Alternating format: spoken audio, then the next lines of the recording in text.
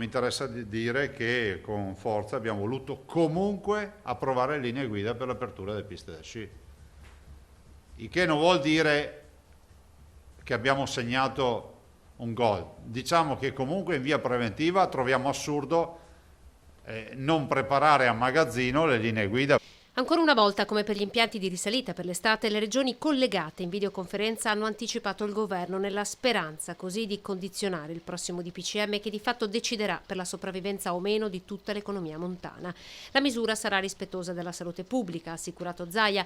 Sul tema dello sport invernale il Presidente chiede che ci sia un coordinamento europeo. Chiudere Araba e pensare, chiudere Cortina, chiudere altre località sciistiche, pensare che a Kitzbühel piuttosto che a Bad Klein-Kirchenheim o a St. Moritz o da altre parti si sci, capite che la situazione è difficilmente giustificabile. Guardate che una stagione senza sci, con gli altri che sciano, è un suicidio, è finita. Un'economia che si muove dietro agli impianti di risalita, la stessa che ruota attorno ai grandi centri storici, con il settore del turismo letteralmente messo in ginocchio.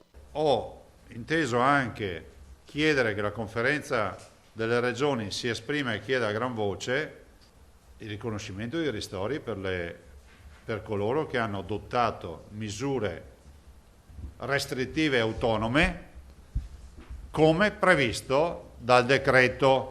Grandi e piccole strutture di vendita chiuse sabato e domenica, lo struscio vietato nei weekend nei centri storici, norme negoziate in intesa con il Ministero della Salute ma che di fatto chiedono sacrifici ed attività economiche che devono per questo essere ristorate. Non vorrei che fosse oggi diventato un problema, o meglio un limite, essere in zona gialla.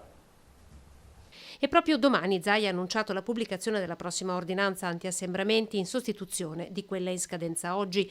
Dal punto di vista epidemiologico il Veneto ha ampiamente superato con oggi il dato massimo dei ricoverati di marzo.